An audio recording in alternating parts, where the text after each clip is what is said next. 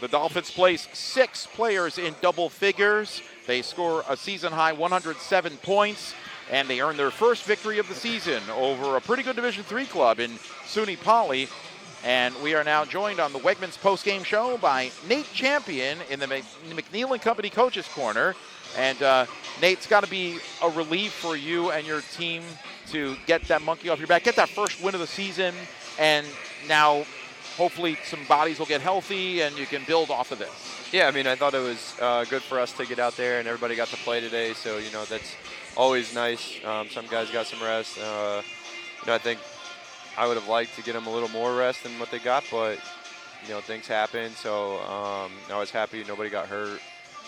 You know, I saw Dwayne go down and gave me a scare. So, but it was good. You know, I thought at the end of the day, we have to do a better job defensively, and we know that. And, you know, we have to continue to get better as a team defensively and buy into having that mindset. And, you know, giving up 73 to a good team, I mean, we knew they could score the ball. And, you know, I thought we set the tone pretty good early, and they were missing a lot of shots early, and we were getting a lot of stops. And then we kind of just let them play after that, and I think we got to do a better job going forward. Were there specific things you were looking to work on in this game? Yeah, I mean, we were trying to guard one-on-one, and I thought we did a poor job picking up, you know, close to half court a few times, and we weren't getting matched up, getting back on defense. So, you know, I think we just have to continue to get better as a team, and obviously, you know, when you miss, you know, 3 guys that are your better defenders, it shows. But, you know, against a team like Suny Poly that can really score, they expose some things on us. But on the offensive end, even though these are guys are a lot of reserves playing a lot of minutes, you shot close to 60%, and you really got everybody involved. Everybody but Sam Donnelly scored, and a lot of guys had career highs. Yeah, I think you also set a program record for dunks with 10, and a program record with 6 different players slamming 5 for Dwayne Koroma. Yeah, he kind of set the tone early. 3, yeah, well, now that's a question I have for you, and that is, were you looking to try to not take so many threes and get the ball down low and exploit your size advantage? I think that was obviously part of the plan, but Dwayne did a good job at the beginning just running our offense and flowing in the offense, and we continued to get open looks. We knew they would stick on the backside, so we knew those rolls and slips would be open, and we did a good job of taking care of the basketball and being able to get him the ball in the right spots. Your thoughts on some of the guys that don't see a lot of action but really played well today? One guy that stands out is Isaac Nyakundi. I mean, he gave you a little bit of everything out there. Baby hooks, three-pointers, slam dunks. He was blocking shots. I mean, the guy really showed why you recruited him. Yeah, and he really works, and that's, you know, what we like most about Isaac. And he just continues to be a bright light, you know, for us, and such a good young player. And he's going to continue to get better. I think sometimes the game gets going a little fast for him, but as it does for any freshman. So, you know, we'll continue to work with him. He'll continue to get opportunities and continue, hopefully, to produce. A.J. Dantzler, who's been sidelined with an injury, got some playing time today, and he looked like his normal self. He was exploding to the rim. Yep. and really looked good. Your thoughts on him? And also Kalen Thomas, nice to see him get a career-high 6 points. Had a little rough start, but then he just took over. Yeah, I think A.J., obviously, you know, having him back, he understands how we want to play and the way we want to do things, and he did a good job of that today, setting the tone when he got in the game. And then, you know, I thought Kalen, I mean, he works so hard in practice. You know, he's always the scout team's best player. So for us, you know, it's just giving him that opportunity to go out there and show what he can do, and I thought he did a good job of taking advantage of that. And how about Cheese, who seems to have a psychic connection with Nyakundi? It seemed like every assist he got was to Isaac and vice versa. Yeah, I think Cheese, you know, the biggest thing with him is being able to guard. You know, he fouled 4 times today, and, you know, that's going to be, you know, for him, I think, the biggest area of growth. But it was good to see him out on the floor, and he had a good couple takes to the rim and continue to play well. So, you know, it's good to see those guys out there, and, you know, they're roommates, so hopefully they do have a connection. Well, you know, you shared the ball pretty well tonight, too. 24 assists. A lot of guys who were really looking to make the extra pass. And this team, it's hard to find cohesion, isn't it, when so many guys are injured? You have different lineups out there all the time, and even from possession to possession sometimes, it's guys that aren't even really used to being out there together. Yeah, it is, but it's great experience, too. You know, some of these guys, you know, when you get into conference play and you get banged up, which is going to happen, you know, you're gonna need some of these guys to step up. So these experiences really help.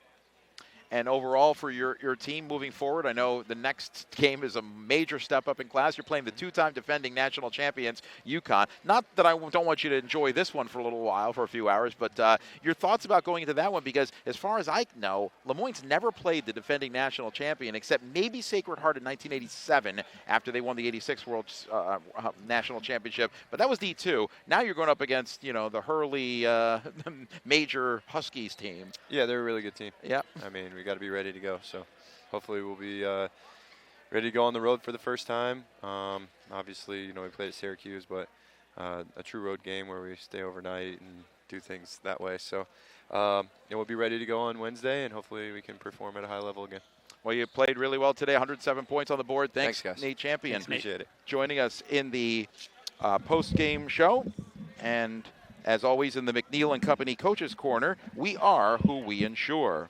We're going to take a brief time out here and come back with more on the Wegmans post-game show, including going through all our awards. We're going to also talk to our our Wegmans star of the game as Lemoyne wins it 107-73 over Suny Poly. This is Dolphins basketball on the Lemoyne College Radio Network.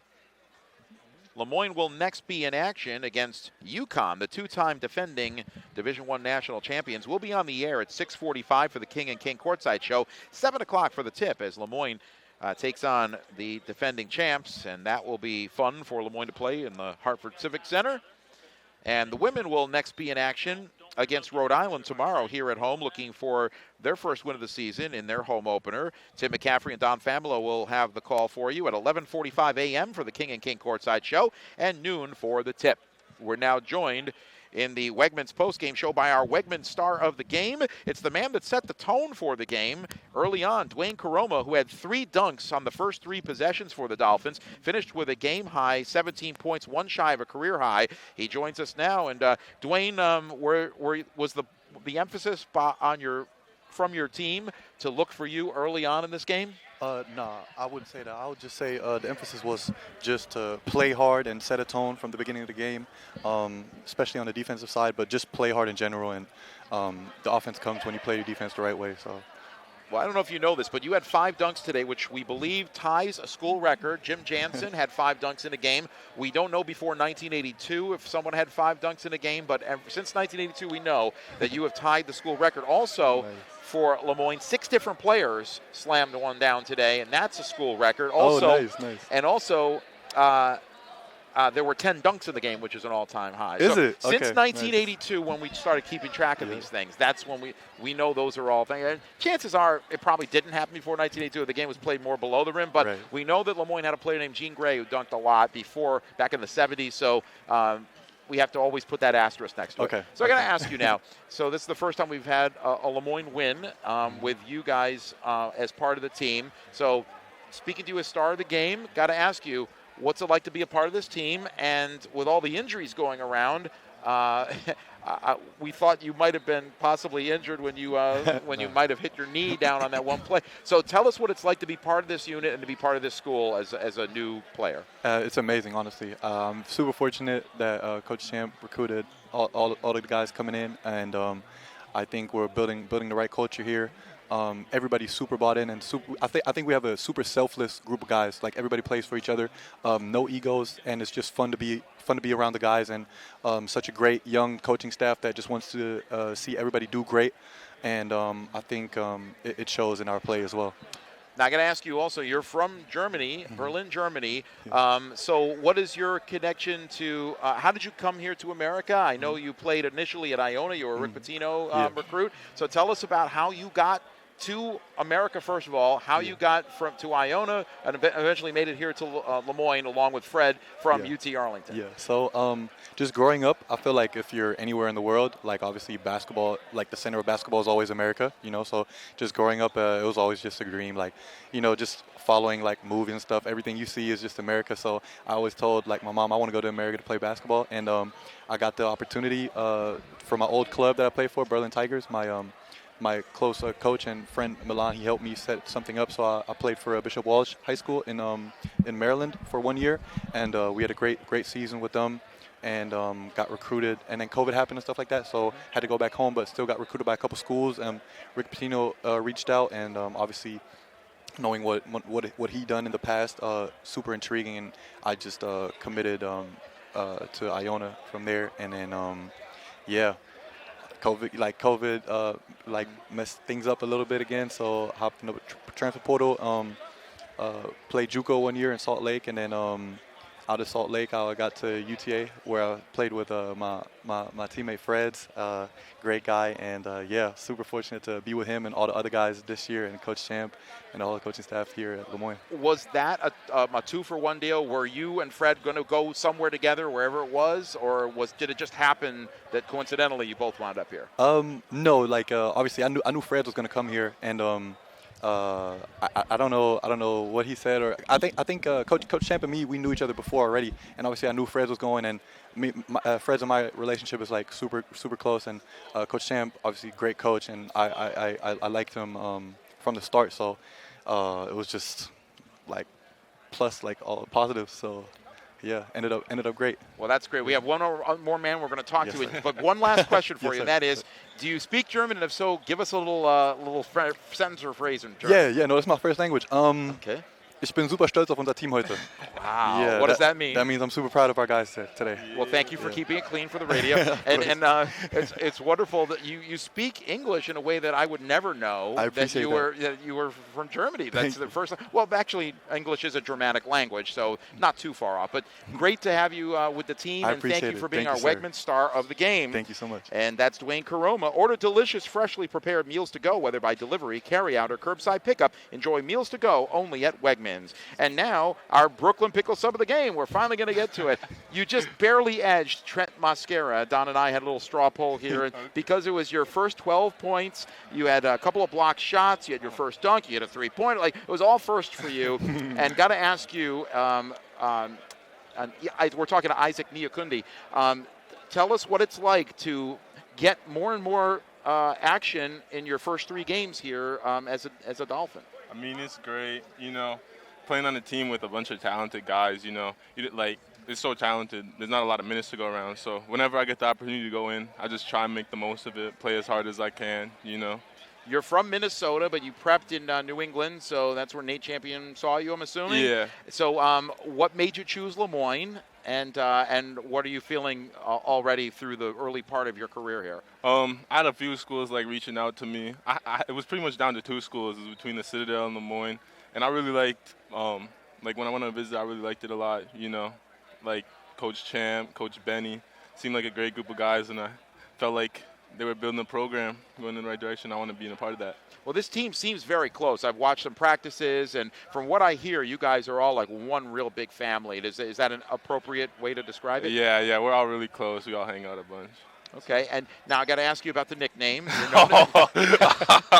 You're known as Moose, and I'd love to know, is it because you're from Minnesota and they have Moose there? Like, what's the background here? Pretty much. Our coach Benny, he just started calling me it one day, calling me Moose one day. Not the biggest fan of the nickname, Okay. but it's kind of stuck on me now. I don't really got a choice. Did you have another nickname before this in any of your places? Oh, not really. People just call me I or something. I or Isaac, okay. Yeah, the Moose. This is my first time having an animal nickname. Okay, all right. Well, it's your spirit animal, I guess. I guess so. So let me ask you, what's it been like? The whole college experience, because obviously the man sitting next to you, Dwayne, has been through college with a couple of schools.